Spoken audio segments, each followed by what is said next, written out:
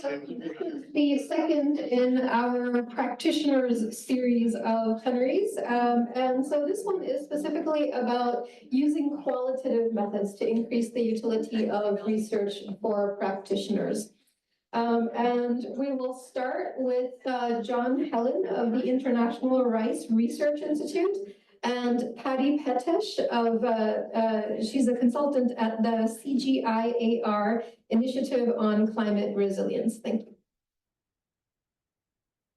Thanks, Monica. Good afternoon to everyone. So, practitioners, what are we down as? Practitioners plenary.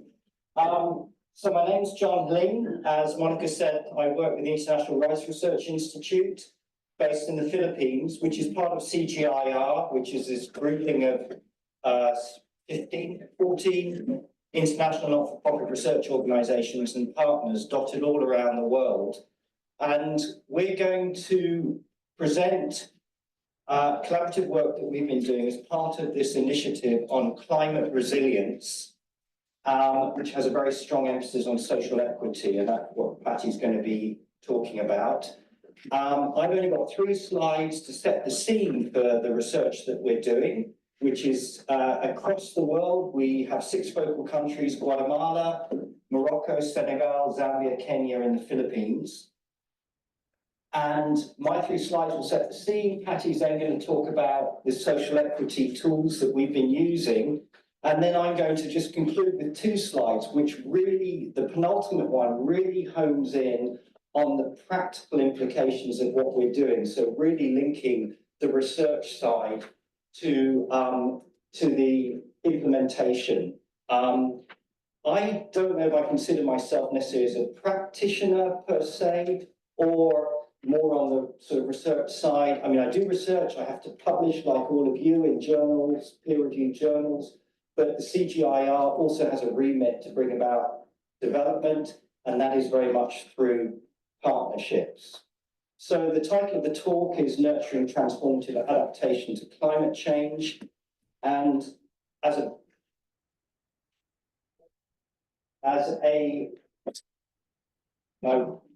just to set the scene, this is about agriculture, this is about climate change.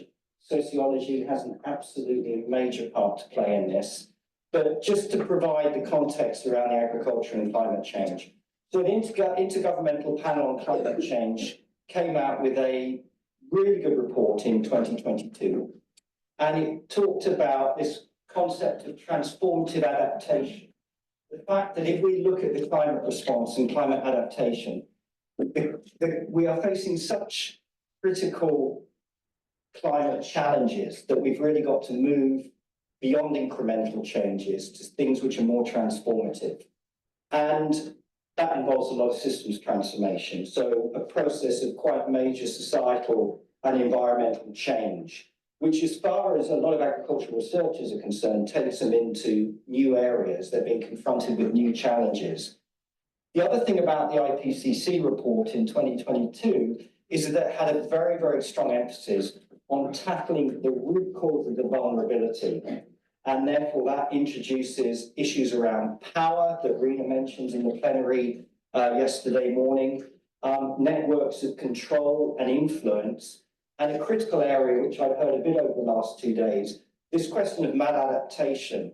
In some of the presentations, interventions, be it a village level, where the benefits accrue to the powerful, which aren't always men, but are often men, but essentially the more marginalized don't receive the benefits, and therefore you can actually contribute to greater inequality through interventions. So how do we avoid that maladaptation? How do we develop climate adaptation, which leads to greater sustainability and greater equity? And one of the things that we've been doing is we developed a social equity framework, which has guided our research. Now, we don't claim intellectual propriety over this, and we also recognize that it is built on the work of many, many other practitioners and academics, Nancy Fraser's work on participatory parity, etc. But we look at equity in 4 different ways, from distributional to intergenerational. And we look at equity by whom, equity of what and equity by whom. And this was captured initially in a paper that we wrote in 2022 on the right-hand side, which was the team, the research team, when we came together, looking at transformative adaptation and the challenges we had, and thinking, what does that mean for us as researchers? What can be one of the guiding principles that we can use in our research that will help us ensure that we do look at the root causes of vulnerability? That led to the 1.5, almost 2 years association with Patti. She's going to explain in detail the way that that social equity has guided our research. And then, as I said, concluding 2 slides from me. Patti, over to you. Be tripping today. Okay. I'm delighted to be here. I went to SICE many moons ago, and it must be very empowering to come into this building with the Capitol right there. It's beautiful, and congratulations for this addition to the campus. Monica, thank you for this opportunity to showcase the work. It's building on a couple of decades of global qualitative comparative research that I've been involved in for the World Bank and for the CGIAR. This initiative is smaller. We've published the tools now, and it's online. The key objective of the tools, of our research initiative rather, is to design and field test the methodology that nurtures inclusive, community-led learning and action on equitable adaptation to climate change. These tools provide a baseline for building partnerships around these objectives, and to take them into a more action-oriented mode would require fine-tuning, shortening, making them more relevant to the communities that you might be partnering with. I'm going to walk you through the research questions, a bit about the methods, and a few findings. 3 questions guided the design of the tools. How do local people understand and experience social equity? How do local people perceive their capacities to adapt? And how do these capacities relate to equity? And how do norms about gender, generation, and socioeconomic status shape people's understandings and experiences of social equity and adaptation to climate change? One of the principles that guided the design was to build space for diversity, build space for learning from diversity. And this is exemplified, for instance, in our maximum diversity sampling protocols. I learned so much from my past studies because we've had a wide range of development experiences captured by our samples. For this study, we purposely selected communities based on what we theorized would be characteristics of a more equitable community and a less equitable community, of a community with greater adaptation capacity and less adaptation capacity, and that right-hand top cell is the ideal. In fact, what you're seeing there is the plotting based on information prior to the fieldwork. And when we collected the data, it became apparent that these communities had much more in common than we had hoped for. They're very marginalized communities. They've been wiped out successive times by either protracted droughts or cyclones, and some of them both. And I'm going to move on from saying more about the sampling decisions to ask for questions afterwards, because you can learn so much from capturing very different communities. We had 13 data collection activities for each of the communities. We went to 6 communities in total to test the methods. 2 in Baringo, Kenya, which is in an agro-pastoral region, and these are marginalized indigenous communities with very scarce resources and hit hard by droughts. We also went to fishing, agricultural, remote forest-based barangays or villages in Quezon province and Mindanao, Philippines. The methods were 6 focus groups, 2 conducted with men and women who are from low-income sectors of their community, 2 men and women who are middle income, and 2 with young women and young men. We also conducted 4 individual life stories, which provides a dynamic perspective, including of how they are affected by and resilient to or not to the climate shocks affecting their villages. We had a community profile conducted with men and women in 2 transect walks, but I forgot to put up there, we also had a community feedback session where the field team shared initial findings for validation with the community. The methods are designed to nurture participatory action learning among diverse members of the team. One more point I want to make before I move on to findings is that focus groups, you really get the norms and how much these norms can be negotiated. Community members will sometimes disagree with each other, and that provides some notion of how sticky or flexible a norm may be. From the life stories, you learn more about the actual practices. Many people but they don't have any interest in it. And you see how they navigate this through their life stories. And I don't think I need to say to this crowd that norms are underpinned by power relations.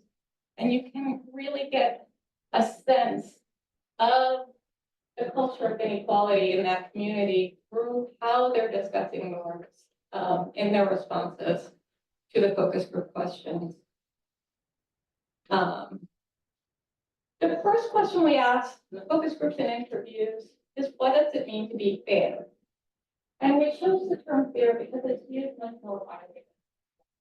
Then we move on and we introduce the concept after the question. The most common responses touched on the theme of equal relations. Fairness is treating everyone in an equal way without favoring one person. And the quote goes on, and the other quote I have here speaks to this as well. This is from a low-income women's focus group in Baringo, Kenya. When we coded the responses to just this first question, using NBVO 14, if you're a geek like me with coded data sets, and this was all the themes, these 4 themes emerged across at least in 30 passages among the 36 focus groups that we put this question to. And equal relations was really important in the Philippines. It's that bottom blue. In Kenya, more text passages stress that should opportunities, resources come into the community, we think these should be allocated equally. That fairness was around everyone getting jobs when those became available, everyone getting disaster relief, everyone getting school bursaries who needs them. It should be done equally. And it's responding to the problem of elite capture. Just give it the same to everyone, and then we can hold our officials accountable. I just want to say there were some references, but very few about need-based allocations that did come up as a dimension of fairness, but nowhere near as often as equal distribution. The rest of my talk, and I don't have much time, unfortunately, I want to introduce a tool called the Ladder of Life, or the ladder of life or the ladder of well-being. And this tool can generate summary statistics for comparative analysis across communities. It can also generate very nuanced narrative data about the different socioeconomic categories in a community. And it's done by asking, a women's focus group of low-income women or a men's focus group of low-income men, who are the best off in this community and what are their characteristics. And that's the top step. Who are the worst off members of the households in the community? That's the bottom step. It's often assets, but you'll see that the households on the top step work diligently. They help each other. These desirable conducts come up normatively as qualities of the better off household. You can see, whoops, I went too fast. You can see in the picture, we asked them to sort 20 feeds on their ladders to represent the distribution of households at the current period of time. And then they did this sorting exercise again 14 years ago. You can generate all sorts of statistics from this. We also asked them to let us know at which step in the household no longer. And I wanted to show you the findings. And these are really, in my experience, I've never seen such sticky ladders. I don't know if we have. I think we have one or two from the Philippines who can reflect on what might be driving such sticky ladders. The Philippines has been growing at about 5% since 2012. There's been massive poverty reduction over this period. Recovery from the pandemic was quick, but these statistics seem to be missing the communities, the marginalized communities that are on the front line. And we need to sort out strategies for helping them feel like they can adapt and cope and better their lives, despite the very difficult conditions they're facing. But they're perceiving the opposite, almost no scope for change. That's what they're telling us in this latter data. I just want to close that I will be developing a practice guide for using the tools and building on now decades of experience working with participatory data to support local learning and together with their own work. Over to you, John. Yeah, thank you, Patti. Just 2 more slides, because one sort of I mean, one could look at this and think, great, you know, you've developed these social equity tools, we can get a number of nice papers out of it, which we are trying to do at the moment. But the penultimate slide, we called from diagnostics to action, because in many respects, what we've developed with these tools and all the work we've been doing on the Climate Resilience Project, whether it's looking at what the risks are from the perceptions of different members of the community, be they men, women, and I should add that social equity is gender and other intersectionality. So gender is key amongst those, but we've also heard a lot about ethnicity and caste, etc., etc. So what's happening in the Philippines is that we've got further funding to actually move from diagnostics into action. There's been a very successful tool that's been used for some time called climate risk mapping, where you go into a community participatory way of looking at climate risks and adaptation pathways. But we noticed very early on that it tended to be rather social equity blind. So there was an assumption that you were capturing the risks as lived and perceived by different members of the community, rather than recognizing the heterogeneity and wanting to find out what those different risks are depending on where people are in the community. So the methodological tools that Patti has been developing are now being incorporated into the climate risk mapping exercise so that we get a richer, more nuanced understanding of the reality faced by different sorts of farmers, and hence the development of different adaptation pathways. No one size fits all. And this is being carried out in conjunction with government at national, provincial and municipal level, and also with research organisations and NGOs. So this is ongoing and it's a practical way forward. And as I said at the beginning of the talk, the challenge we have working in CGIAR and with people like Patti is that we do the research, but we have to show outcomes and impact, or at least that we're thinking about outcomes and impact. And therefore, when we're having a conference and you talked about sociologists being very good at identifying what the problems are, less good perhaps at the solutions, I just wanted in the last 2 minutes, if I may, a few reflections. I mean, I'm getting towards the end of my career. Sometimes I wish I would end sooner and go off to walk in mountains and read books, but I'm carrying on working for now. But I've still got energy, and I'm working with fantastic colleagues, and just a few reflections on how we can bridge that gap between, you know, the academic and the practitioners. And the title here reflects the fact that I actually don't like the term problem. I prefer to see it as both a challenge and an opportunity. And when as researchers, we're looking at the links between research activities, outputs, outcomes, and impacts, I really like this quote, and I'm going to give you a few seconds to read it if you haven't already read it, from a GIZ, German government document, which recognizes that in order to bring about transformation, we have to design transformational projects. And that requires different ways of working. We have probably a room of mostly sociologists. I'm a minority social scientist in a research organization where the majority of my social science colleagues are agricultural economists. I'm not, I'm a geographer. And more, I believe that the answer to the climate challenge and the way we need to work together is through inter and transdisciplinary ways. There are too many examples of where we try that and we get multidisciplinary, not interdisciplinary. I read a brilliant piece recently which referred to, we have a lot of spinners.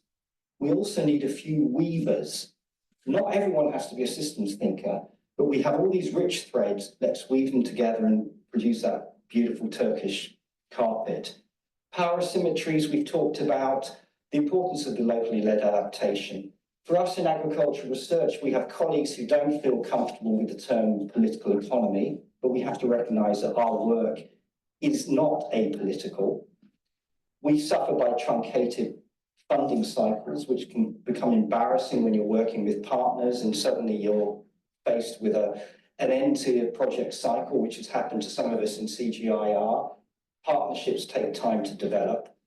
Above all, thinking about researchers and power asymmetries, the guru for me when I was studying for my master's was Putting the Last First, a book by Robert Chambers, putting farmers first and recognizing the power asymmetries that exist in research partnerships. And I'm reminded of that more and more and more, being a white male, so male, pale, not quite stale, still with energy, as I said, but recognizing that, you know, I do occupy a certain position as do many of my colleagues.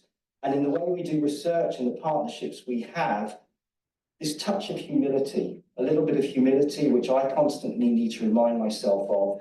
And it's worth having a look at this very short piece that appeared in Nature recently, because I think with that humility, we can establish those partnerships and bring about the reality of reducing or completely eliminating global poverty, but it's going to come through partnerships and interdisciplinarity. Thank you. News is that neither of us are economists. I've been waiting to use these economist jokes because where I work, similar to many of you, is with a lot of economists. And I'm going to be presenting slightly different perspective. I'm also part of the CGIAR, which John and Nehring also work at, which is broadly a sort of network, and also represent that. But I'm going to give a quick introduction into both institutions. The one I work at, the International Food Policy Research Institute, which is has a headquarters here in DC. And then I'll give a few examples of how we use qualitative research. And it's much less about some of the details and maybe some of the interesting insights and more about the process. Sure. Oh, okay. Good. I don't need this. Okay. Next slide, please. So the IFPRI, which is the acronym for International Food Policy Research Institute, has a vision of a world free of hunger and malnutrition, and the mission to provide research-based policy solutions that sustainably reduce poverty and hunger and malnutrition. Next slide, please. We have 5 broad research themes that our research is supposed to contribute towards, and they're quite generic, so that's quite helpful for us. Next slide, please. The first being fostering a climate resilient and sustainable food supply. Next. Promoting healthy diets and nutrition for all. Next, please. Building inclusive and efficient markets, trade systems, and food industries. Next. Transforming agricultural and rural economies. Next slide. and strengthening institutions and governance. And this is really the area I work in, so I maybe can't answer too many questions on those other themes. Next slide. And the cross-cutting theme of gender. So gender is by and large mainstreamed across all of those themes. Be happy to talk a little bit about that if there's any questions. Next slide, please. So we have, as I mentioned, a headquarters here in Washington, D.C. On the map, it looks like it's in North Carolina, I noticed. And we have 13 different offices around the world, in Africa and Asia. Currently, we don't have an office in Latin America. Next slide, please. We have 600 total staff, and that includes research staff and operational staff or administrative staff. Amongst the staff, it's 51% men and 49% women, and 61 countries are represented amongst our staff. Next slide, please. Yeah, I'll go over this quickly. There's just, we have an institutional organization similar to many universities or research institutes where we have different departments according to theme. We have representatives of each of the different regions in the world, and then some operational units. Next slide, please. So as I mentioned, we're part of the CGIAR, which is a network that connects different research centers. So for example, John at the International Rice Research Institute is a member of the CGIAR, and a lot of our work or our research is collaborative across the centers. And that's really what I'm going to give as an example today. Next slide, please. If you're not familiar with the CGIAR, here's a map. Although I realize it's probably difficult, maybe not, to see all the different centers. There are 15 on this map, but 2 of them have merged. So there's, I guess, technically 13 centers. So John might be able to answer that better than I can. And each of these different centers has their own country offices as well. So it's a pretty extensive network once you aggregate all of these different country offices and different centers. Next slide, please. So really the point I want to get across in this talk is that a lot of our research is driven by partners. And so we work with very diverse sets of research, as you've probably already seen with a really great presentation from Patti and John, in research that could involve climate change, the 5 themes I briefly mentioned. And all of those are based on partnerships with diverse different partners like governments, multilateral organizations, civil society, academic institutes, different research institutes. It's really quite diverse. And so these partnerships really drive our research agenda and facilitate the type of research we do. Next slide, please. 3 sort of key takeaways. Since I've been at IFPRI for 2 years now, but I came from a more academic background. I was doing a postdoc in the history and philosophy of science. So it was a pretty radical shift from much more history of science to now working more in applied research. And there's 3 things that I really have noticed since working in applied development research. And the first is that methods are really key. And I think that's fitting, of course, for this panel. Rather than more theoretically driven research, and of course there's a lot of theory in all research, but it's really about methods and the methods you sort of bring to any research project that can help define your role within that. The second, and John touched quite nicely on this, is about collaboration. We try to foster as much interdisciplinary collaboration as possible. Sometimes that ends up being more multidisciplinary, but it's really important to sort of work with others, both within the research institutes, but also the partners. And that's, of course, the last one. Partners are really driving a lot of the research across the CGIAR. Next slide, please. A few quick examples you can click. So these are more to maybe solicit a few questions. There's been an increasing push to decolonize research at the CGIAR. And this has been a really exciting area, but also very challenging for how that might take place. What are the existing bottlenecks for decolonizing research at a large institution, as you've noticed that are presented so far? Next. Also, a lot of questions around how research is organized. So this is more a bit of the political economy of the research organization itself. Be happy to talk about. There's a lot of this available, of course, online as well. Next. And the sort of last thing I wanted to mention more institutionally is that similar to universities, we have ethics board. This is the standing panel impact assessment that sets some of the standards for qualitative research. And so these are sort of references we use internally, again, available online publicly, to sort of determine what methods are most appropriate for particular projects. Next slide. Okay, so I'm going to give, I think, an illustrative example. This is based on another research initiative called Nexus Gains, and this is about research at the intersection of water, energy, food, and the environment. And as part of this research, we are working in 5 different basins, and so that's our geographic scope. I think, yeah, I can see it from here. So this project is actually based on the bottom one in Southern Africa, called the Nkomathi Basin. Next slide, please. And this is a bit of where the genesis of this project and why it's largely partner-based, and I'll touch on the methods as well. So the Nkomathi Basin is located in Southern Africa. It spans 3 different countries: Eswatini, formerly known as Swaziland, South Africa, and Mozambique. And in that basin, there is what's called a river basin organization. This is a transboundary international organization that is responsible for negotiating different countries' interests at the transboundary level. And so it's typically around water quality and water quality. We have a partnership with this river basin organization known as INMACOM, that's its acronym. And as part of this broad research initiative, that basin requested some research support to develop a multi-stakeholder platform. You might have heard this term multi-stakeholder platform. I'm not going to waste too much time describing it. It's essentially about developing stakeholder engagement. And this particular river basin organization noticed that there was a proliferation of multi-stakeholder platforms in basin governance. And so they wanted to see if they could design one. So they requested this research.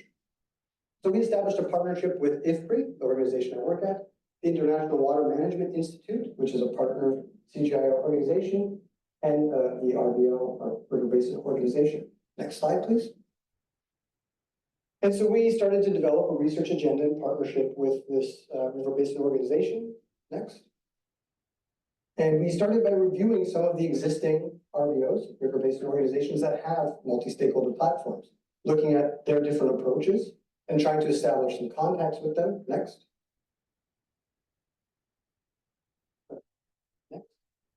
Okay, yep. And we identified 3 key partners. I'd be happy to talk more about how we selected these partners. The first is in the Nile Basin, it's called the Nile Basin Discourse. The second is the Mekong River Commission, the RBO in the Mekong. And last is ZAMCOM, which is the RBO in the Zambezi Basin. Next. And so we conducted key informant interviews with some of the stakeholder engagement experts and the directors of these RBOs. Next. And once we had established some relationships, we then organized a workshop, bringing them together with some of the INMACOM leadership and the government agencies that they represent. And this is really where we took more of a backseat, and we wanted to learn more from them, in addition to our partners at INMACOM learning from their other RBO partners. Next slide, please. As a part of this process, of course, we're conducting research. We were requested to conduct research, and that is also our mandate. And so we started to analyze the different approaches that these RBOs take in establishing stakeholder engagement. And we identified 3 key different ones. The first being the state-based approach, which is what the Mekong River Commission does. And this is where different state governments that are members of this of Mekong River Commission send stakeholders to participate in transboundary forums. The second is autonomous, and this is the case of the Nile. So NBD stands for the Nile Basin Discourse. This is an NGO that is largely responsible for stakeholder engagement. They're responsible for their own financing, but they have an agreement with the RBO in the Nile Basin called the Nile Basin Initiative, and they work together. And lastly is ZAMCOM, the Zambezi Basin. And in this case, the RBO, ZAMCOM, establishes all of the stakeholder engagement work. So they work at the national level to engage with stakeholders, and then they bring that together at the basin level. These are 3 key distinct approaches that we identified. Working further with our partner, INMACOM, we then contracted or established research partnerships to conduct net mapping in each of the 3 partner countries, and then stakeholder analysis. So this is sort of going on in parallel as we're conducting our own research to support them. Next, please. And we came up with an interesting research question that also had practical implications. I'm not going to walk through this. It's not that complicated, of course, but it might need too much explaining, but I want to focus on one thing. We noticed that there was an interesting principal agent problem that we discovered throughout this process. And again, this was in collaboration with INMACOM in the Nkomathi Basin. As I mentioned, the RBOs are primarily responsible for negotiating state interests at the transboundary level. And so this happens mostly through trying to increase water flows if you're a downstream country, or make sure that there's minimum water quality standards. And that's done through the different governments themselves. As we were working to establish, or at least help inform the development of a multi-stakeholder platform, at the transboundary level, this principal agent problem arose, where different stakeholders at a national scale may or may not have similar interests. And so those interests could be channeled through the governments, through typical political processes, democratic process, or from a state or provincial level up to a national level, or through this alternative means through a multi-stakeholder platform at this larger scale. And so we started to work through this principal agent problem, again, in collaboration through our research. Next slide, please. So yeah, sorry for all the acronyms, part of, I guess, development research, RBOs versus MSPs. Next slide, please. Next. So as a part of this, as John mentioned, our job is also to publish research, very similar to academic requirements. And so we have 2 articles under review. The first on the specific case of the Nehring Basin, and the second much more about this principal agent problem that we identified and drawing on lots of other cases. Next, please. And we're currently working with INMCOM, the RBO, to develop terms of reference. And so this is really where a lot of this research comes full circle. They requested this research, and we're going to collaboratively develop terms of reference that might outset or outline some of the different ways in which a multi-stakeholder platform could be implemented. So things like financing, how often they meet, what is the role of the government, different government agencies. Next, please. And lastly, we're going to have a follow-up workshop with the same partners, including those other RBO actors I mentioned, like the Nile Basin Discourse and ZAMCOM, to figure out how they might learn from the process and continue their engagement together to learn from each other. Next, please. Oh, yeah, that's it. Sorry for, again, all the acronyms, but thanks for bearing with me at the end of the day on Saturday. Appreciate it. Nickow from the Global Poverty Research Lab at Northwestern University.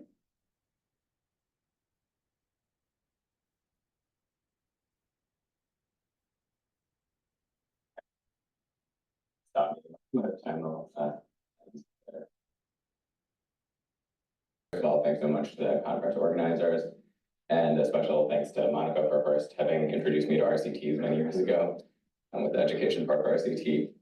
So my PhD is in sociology, but I'm working at Northwestern's Global Poverty Research Lab, where everyone else is an economist. And GPRL is essentially the Northwestern branch of JPAL, the Jameel Poverty Action Lab, which is the organization that really pioneered RCTs for development economics. In case I know there's a lot of skepticism about RCT, so I want to assure everyone I was never someone who was like between sociology and economics. I was like fully qualitative, could barely read a regression table until I realized I was going to switch into this field, and never taken any econ class, and definitely a raging leftist. So RCT is not only for neoliberals, I think. And so I can easily skip to the conclusion when the time comes, but I'll try to monitor myself. So RCTs are known for their enormous influence on development policy. For example, the director of my department, a co-director, Dean Carlin, is an RCT specialist, and he's the chief economist at USAID. I think the first one who's had the position as it's currently structured. As an aside, that doesn't mean that RCT results are like implemented right away, or even in most of the time in a way that can be seen. Like he talked about when he went to USAID, there was actually a lot of confusion about what RCTs even are, what impact evaluations are. Even for people who understand, there's issues of political will. So it's not like they're just adopted, but there's still the influence in some ways. They're especially influential. So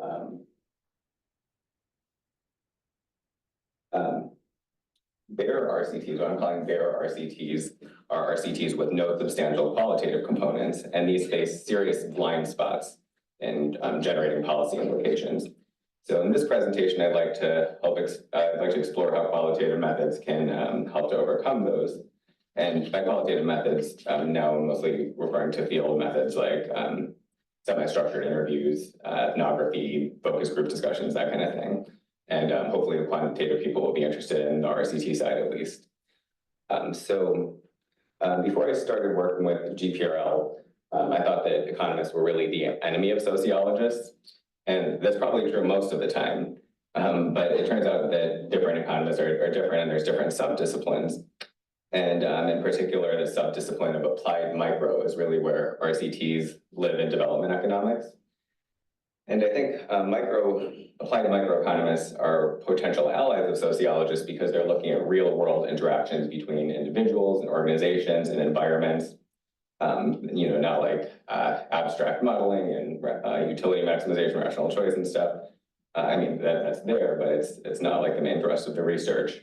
And interestingly, they often come to policy conclusions that are surprisingly similar to sociologists, like more about social support and redistribution, and they're not usually market fundamentalists.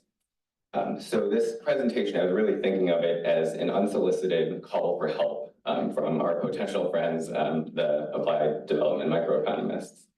And for sociologists, I think it can be beneficial also. RCTs can be a road to policy influence and also advance sociological research on its own terms.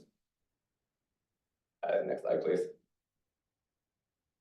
So this is just a quick outline. I'll conceptualize RCTs, talk about some of the blind spots, start talking about the beginning of a framework that I'm trying to think about for organizing the ways that qualitative research contribute, and then have a discussion based on, this is really all based on examples from a sample of mainstream mixed methods RCTs that we'll talk more about shortly. Next slide, please. So there's many forms of policy relevant research. You can imagine a really big picture, comparative historical background, like, all kinds of stuff. I don't even want to think about naming it, but impact evaluations is one subset of policy research. And that's a study where you have a well-defined treatment or intervention, and you want to find the impact of that intervention on particular outcomes that are usually measured through quantitative surveys. And I think a lot of the anger towards RCTs come from the fact that, that early on there was a lot of rhetoric implying that RCTs were like the only good research method, but they really are the best research method in some ways for impact evaluations when they're possible.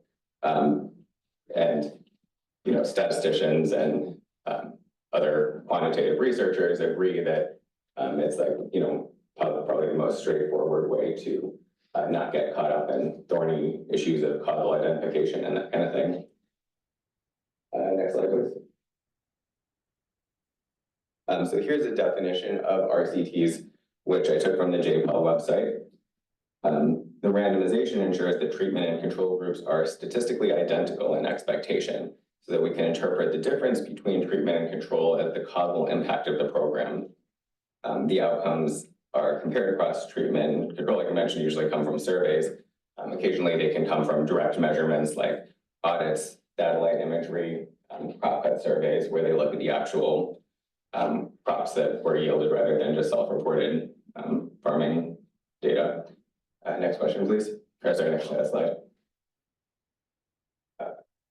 Okay, yeah, so here's some examples of research questions that RCTs can address well, and this is also from the JPL website. And as you can see, all of these questions are really kind of variants or closely connected to that top question, which is, I wrote that, and I think that's really like the impact evaluation question, and everything else is kind of extrapolating. Next slide, please. So there are some families of research questions that bare RCTs are not well equipped to address, although even within RCTs, there are some partial solutions. So one of the most common critiques of RCTs is that the intervention process is black boxed. Even bare RCTs are not necessarily fully black boxed because there's ways of testing course mechanisms by like including different treatment arms or various types of strategic measurement. But adding more treatment arms quickly drains statistical power and makes interpretation really difficult. Some of the RCTs I've worked on have like 7 or 8 different combinations of treatments, and we all get really confused. We can't even remember what the treatments are, let alone understand, what the difference could mean. And surveys often ask about participants' perspectives, but surveys can't explore inductively and might yield biased or at best superficial data. And you can also, with regressions, test heterogeneity, whether there's differences in treatment effects across groups like gender, income level, ethnicity. But this requires that the categories of variation be observed, like you have data on it, ideally pre-registered, or you could be accused of data mining unless you have a lot of disclaimers about how it's just exploratory. Then you also need enough observations across the groups to get sufficient statistical power. Slide, please. So yeah, this is work that I was inspired to do this by this conference, and I'd like to develop it more possibly into a methods paper or something like that. So definitely be interested in feedback, or if anyone's interested in this kind of thing. So I searched to start the Hellin World Bank databases of study reports. And I started with these because I wanted to see how these mixed methods are actually being used in mainstream RCTs, where they're used the least. And like, if I wanted to find the most advanced mixed methods RCTs that really make intensive use of qualitative data, those tend to come more, well, first of all, there's another organization called 3IE that I think does a lot better.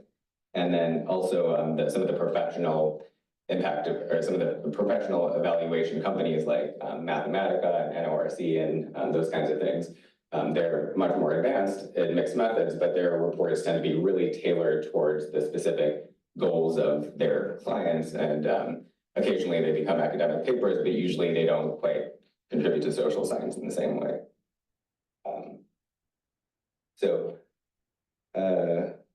Yeah, so I searched by the search terms and screened out the ones with no real qualitative components. Occasionally it's, mentioned just 2 or 3 sentences, and I skipped those. But so I want to build this up with more search terms and databases and that kind of thing. Next slide, please. So one of the biggest issues I have with the current use of qualitative methods in mainstream RCTs is that they're often vague and imprecise about the role that the qualitative research is playing. And this can negatively affect design and interpretation. So I'm trying to work towards building up a framework of specific contributions that qualitative research can make at different phases of the research process. Many of these overlap with each other. I was kind of thinking in terms of function. So it's a little bit arbitrary sometimes which example which is used for. So now I'll discuss in greater depth. Next slide, please.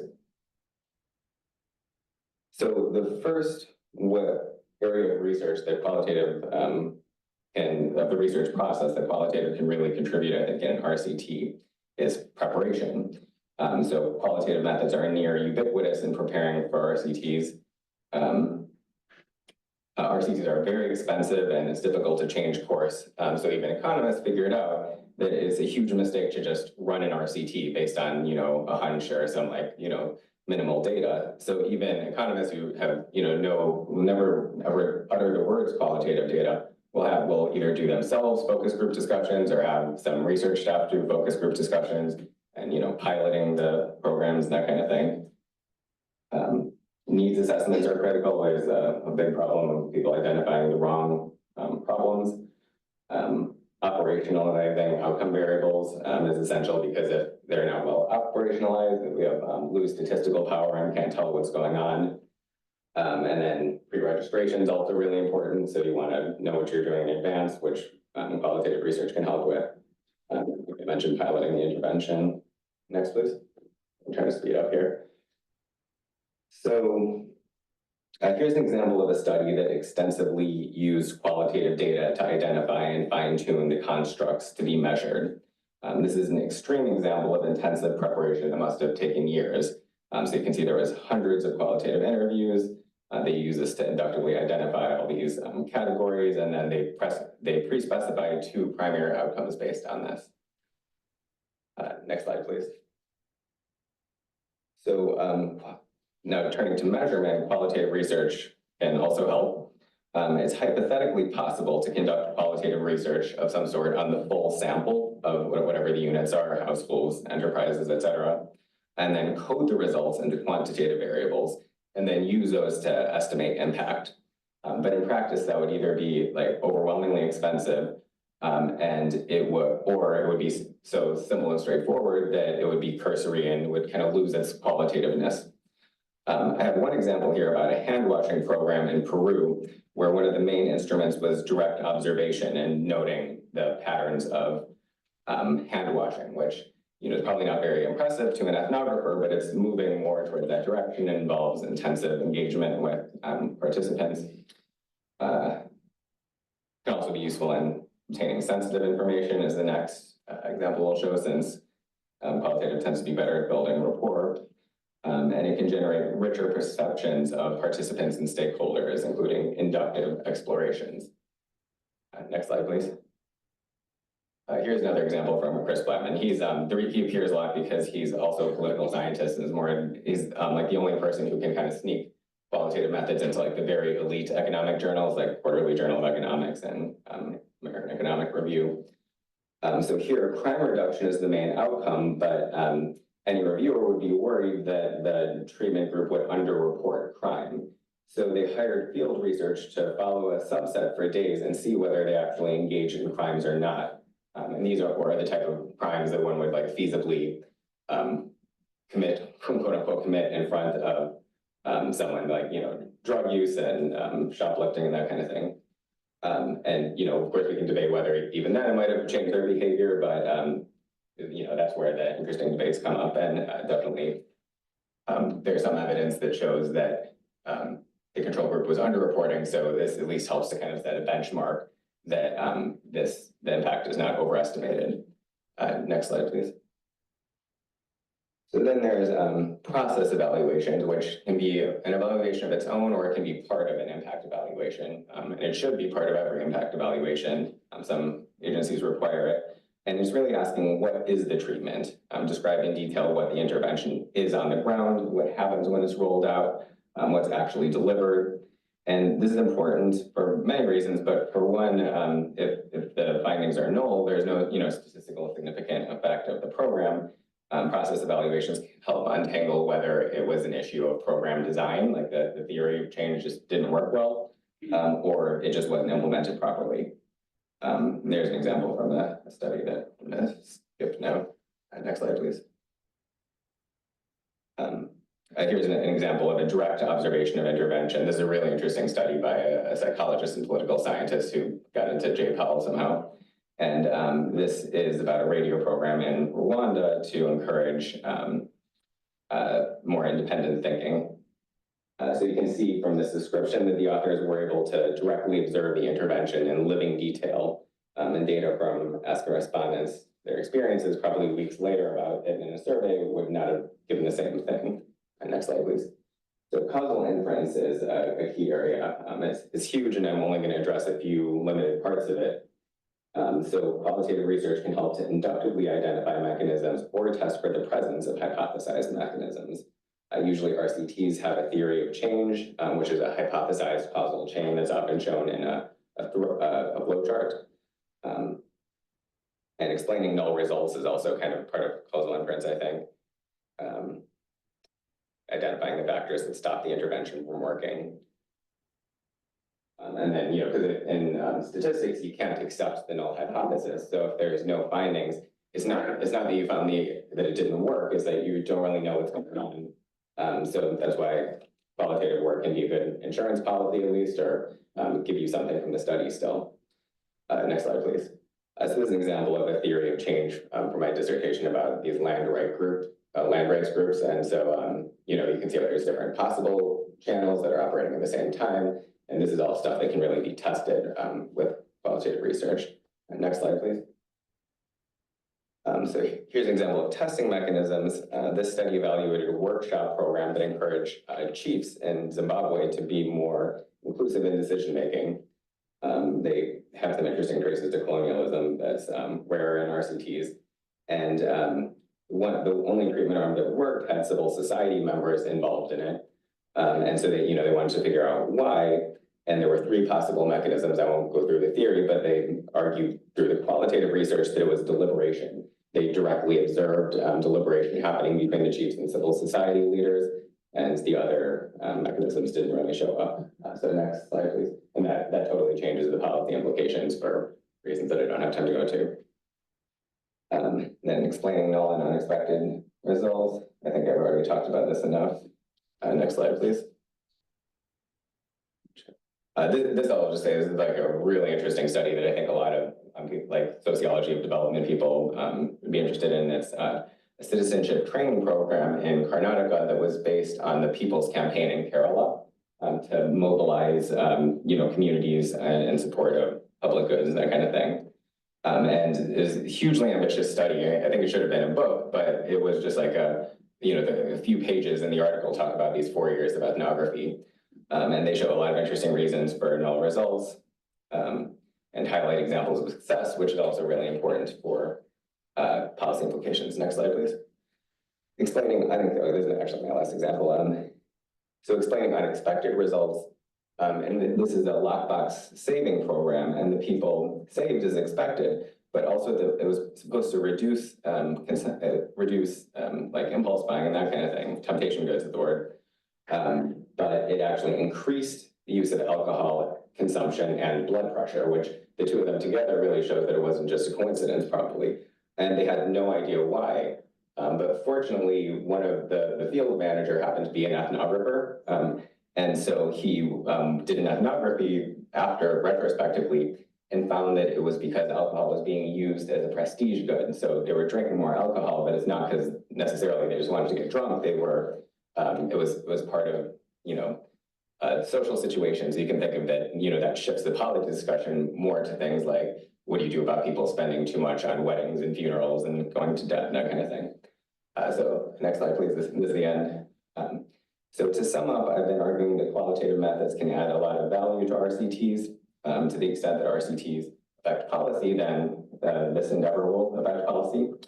And I haven't really made the case for this here, but I think that engaging with RCTs more can be helpful for development sociologists in addressing their own research questions.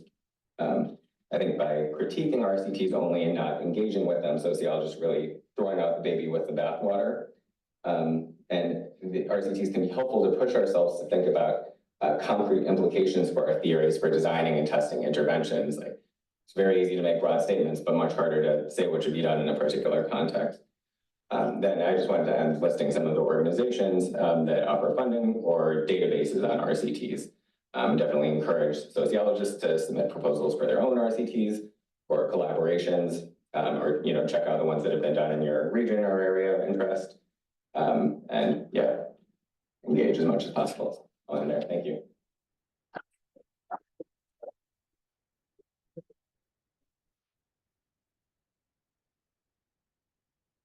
Thank you, Andre, and thank you to all four of you. So we have just a few minutes for questions. If anybody would like to start off the conversation. Yeah, Erin? Particularly for the last speaker, but to some extent for all of you, some part of you feels like you need to do some of these messages, but I also feel like I'm wondering if someone's speaking our group to the other side, because like, for example, we have a team of economists who ran an RCT. They are literally a floor below me, and I know some of them personally. And I did not discover that they were flying there to do qualitative follow-up to figure out about a working finding until I had an undergraduate in my research methods class say, I'm leaving for Kenya tomorrow, and I just found out I'm the only person who's ever been trained in how to do an interview on the whole group. So they were just charging over there without any expertise in the qualitative methods, without stopping upstairs to say, knock, knock, I hear this is the thing you do. So that felt like a weird gap. I was like over here ready for a hug, and they were on a plane to Kenya without me. So how do we kind of convey that message in the other direction to make that match? Can I follow up directly on that? Yeah, so this is to add to Andre's database with the evidence in governance and politics group, EGAP, that does a lot of RCTs. They're mostly political scientists. I went to one of their conferences and scolded them about qualitative research, and I actually got a very good response from a lot of them who came up to me and was like, when we construct a survey to measure our baseline and inline, we do a lot of interviews with people, ask them, what do you mean by corruption? Because we want to make sure we ask the questions right. And we have hundreds of interviews worth of data. Is that qualitative research? We don't know what to do with that data. We can't get it published. We don't know how to analyze it. So I think actually trying to figure out a way through teaching and training to work with these people to realize what they have as qualitative data and how to do something with that, or how to talk to us about doing something with that and bring us into the project is another route. I hate to jump in, but we're going down the room in Peter's I'm a quantitative rural sociologist, but I know enough about a good graduate training and good qualitative classes. I think one of the, I worry about what Patti Andre was saying, that we're confusing method and methodology. And we talk about qualitative data, but really qualitative data collection requires a qualitative interpretive paradigm on how you view reality. So, the whole idea that you can do a qualitative interview and come in with a priori concepts that you're already looking for, you've already defined the parameters, you're like you have blinders on, you're gonna miss. And the whole point of qualitative interpretive research as a methodology is there are these multiple socially constructed realities.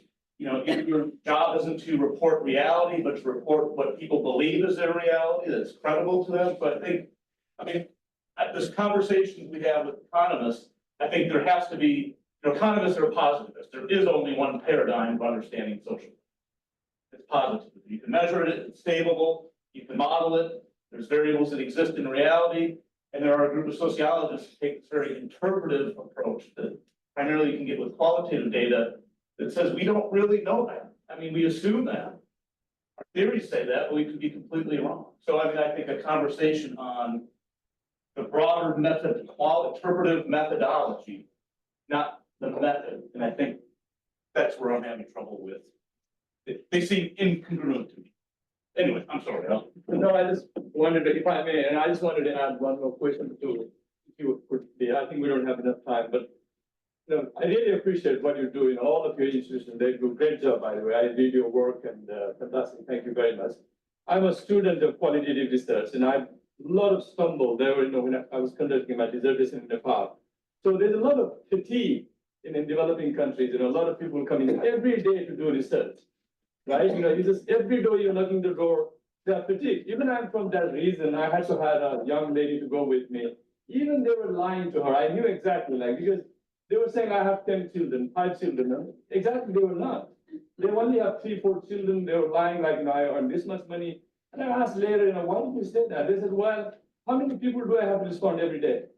So you see this fatigue, you need to understand that's a part of the method. And how do you really get in there? The other thing is that, are you willing to train people in those developing countries? There's a book about performing, this qualitative research in different cultures, like Liang Patung. She does a great job.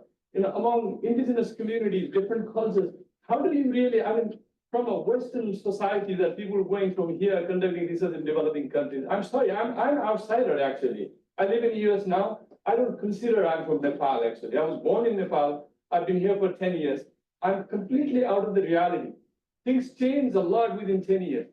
So qualitative research, if you really want to give a value, what Dave said, I just really want to add in it, we need to be willing to train. Go to developing countries, stay there, train these young people of the community, and spend time. It's a time-consuming thing. It will take 6 months, 10 months, but we'll have some quality information that we can do some program in those places. That's especially with the climate change. It's a sensitive issue actually.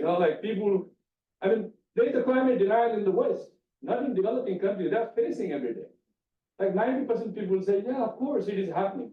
But if you ask even in the Western society, if you have 50% people, oh, I don't know. So that's the kind of reality. I'm sorry, maybe I took a little time, but I think it was relevant to say. Maybe just one more question, and then we'll give the panelists a chance to respond. It's a question for Ryan Nehring. You were talking about treatments in river basins having to do with the food supply. This is correct, yes? That's part of it. Yeah. Okay, so you didn't specify what kinds of treatments. And what I'm getting at is, in the production of food, or as a business, occasionally you have people constraining the supply of food deliberately, that in order to raise prices. Are you taking such policies, presence or absence, into account in your study? No. Are you assuming that Just to clarify, just quickly, when you mean treatment, I thought you meant water treatment. you're talking about actions that are being taken having to do with the production of food. in these particular areas. My question is, are you taking into account whether food is, the assumption is that food production should be maximized or not? Because in business, in capitalism or in predatory capitalism, occasionally people think that we're going to constrain the production of food because we have to maintain prices. Am I right? Yeah, I would agree with that. Okay, so are you taking those policies, are you studying those policies, whether they're present or not? No, that's outside of the scope. Do any of the other panelists want to respond to any of the questions? Say that.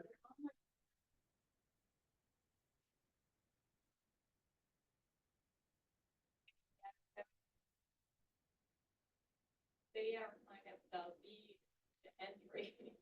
They're for adapting the school system.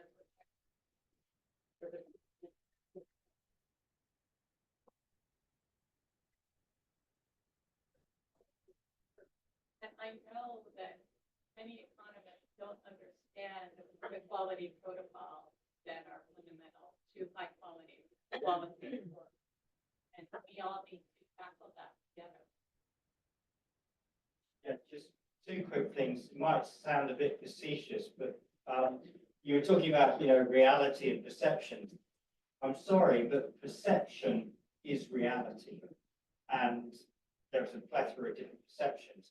But I'd like to pick up on the point. You remember I showed the slide from the GIS document. Just remind us of that. The ability to facilitate transformative process and assisting partners and target groups in their own transformability, i.e. the ability to transform. So what we're doing in the Philippines, I agree with you. There are communities that have been studied to, whatever.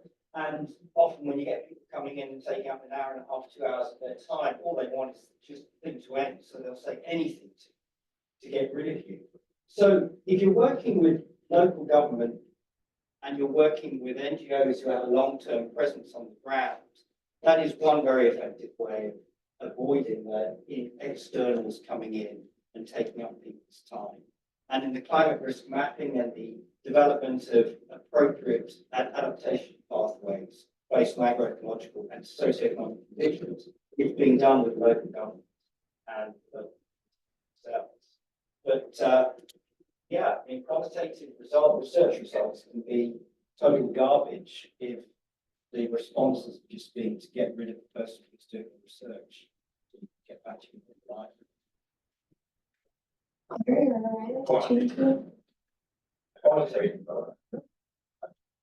yeah, just a few responses. First of all, the narrow one on methodology versus method. This might not be exactly what was meant, but I thought that's definitely interesting. I thought of something similar when I was preparing for this, and I was originally going to have like a 2x2 of qualitative versus quantitative data and inference, or like a way of using that data. And then so on two of the corners, of course, it's fully qualitative or fully quantitative.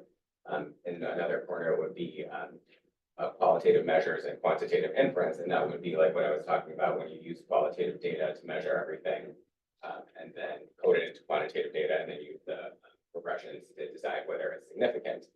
And then there's also, this wouldn't usually be called qualitative, but I think it really is qualitative and can benefit from the kind of rules of, or theories of logic, the talk of logic that comes up like in comparative historical sociology, for example. And that is using descriptive statistics in a kind of creative way to like look for causal process observations and to show like, if this were going on, then we expect to see, this, that kind of thing. So, and then I think when, what I've seen this many times, economists doing qualitative research or having their field workers do, they're doing some sort of qualitative inference, but they just totally informal. They don't think of it as a special methodology. They will just read the focus group discussions and they'll be like, oh, a lot of people feel like this, that kind of thing. So that's part of my point about how, why explicit qualitative methods could be helpful. And then shifting to, I guess, the relations with economists. I don't want to didn't intend to be over optimistic. It's still a very uneven playing field, and there's a lot of economists who would ignore it. I think a lot of the time they just wouldn't even think of talking to a sociologist or a qualitative person, and that's part of why I'm suggesting people can be even more proactive. I agree that this type of talk would be more valuable in an economics setting, and I would have probably given a similar presentation, but emphasized more of the gaps in the problems and gone into the details less. But because it's a sociology conference, I was trying to be more positive about ways that sociologists could join. But I will say that I think I don't again want to be optimistic, but I think things are gradually moving in that direction. The leaders of JCOL are definitely like many of them may be all for qualitative methods, but it's just they don't really know how to engage with it or whatever. I know the ones that I work with are really into it. They paid for me to come here. I presented my dissertation at the World Bank Land Conference, and all of the questions were about the qualitative data. So there's some interest. There was a lot last two things, and JCOL, for some reason, JCOL North America seems like more into mixed methods, and so that kind of gets out of the development studies context because it's in America, but they have like Amy Finkelstein, I think, who did a famous study of health insurance, and some other people wrote an article about how important it is. They're total economists.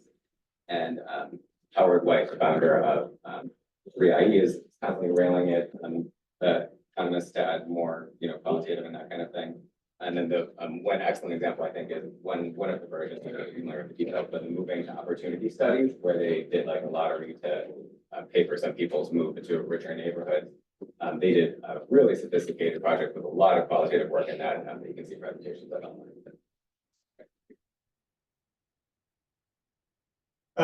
Well, I don't know what's left for me to comment on.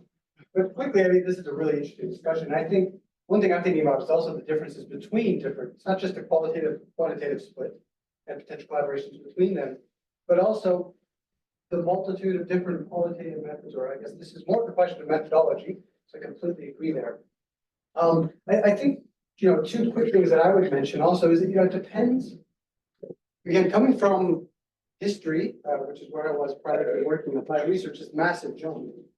I've gone from intellectual curiosity and trying to pull out historiographical curiosities for research to now working with, these transboundary organizations who are trying to drive the research agenda. And so I think the genesis of the research and who's involved in that research is really sort of, hopefully you can reverse engineer and try and determine which methods will help best answer the research question. I know that's sort of epistemology 101, but Aaron's question about the sort of going across the aisle with economists, I mean, that's something we do. Majority of the researchers at IFPRI are economists. And I think on the one hand, you have them being pushed, right? So there might be some institutional rules that you must engage something with research or broaden your research questions. And I don't think that's as much of a genuine collaboration. Whereas the other case of training, offering different trainings, or trying to offer some sort of groundbreaking seminar or webinar where you can demonstrate the value of qualitative research. Like Andre, I learned a lot in your presentation. I think that can really hopefully cross the aisle. And lastly, on the sort of capacity development question, I mean, I think this is really key and something I'm really trying to learn a lot about now that I'm working at IFPRI, which has a lot of missions related to capacity development. And I didn't get into all the sort of particularities of our research, but the like stakeholder research component is actually led by a subnational governmental organization.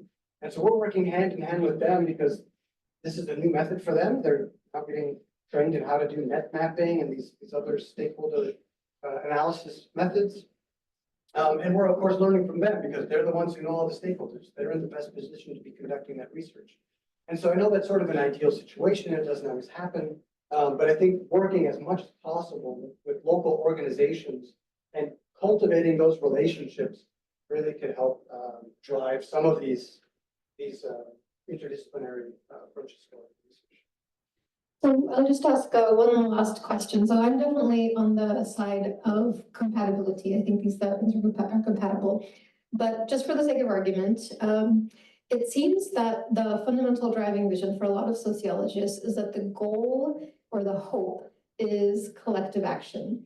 It's the hope is social movements, the hope is state action. And Andre, you said you were a raging leftist, so maybe this is specifically for you. RCTs seem to be from a different world in that sense, you know, so you were suggesting there's this incompatibility. Any thoughts about that?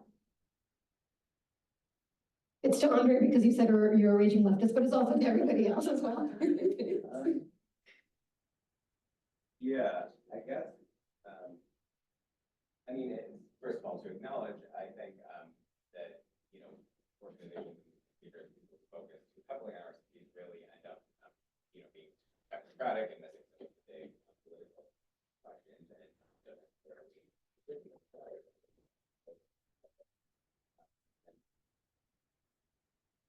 I would say that, you know, despite that, I'm not looking at their different ways of getting it.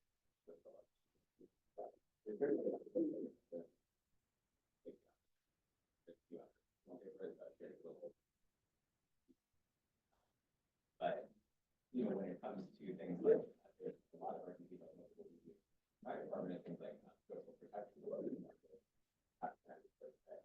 can end up doing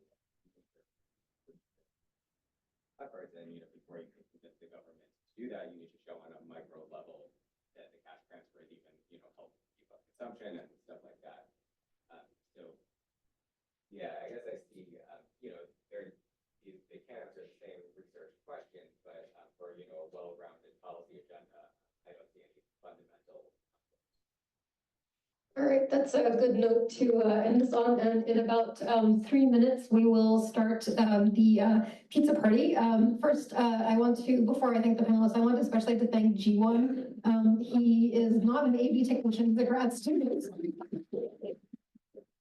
He did a great job with this somewhat complicated technology. And now please join me in thanking the panelists for a great panel.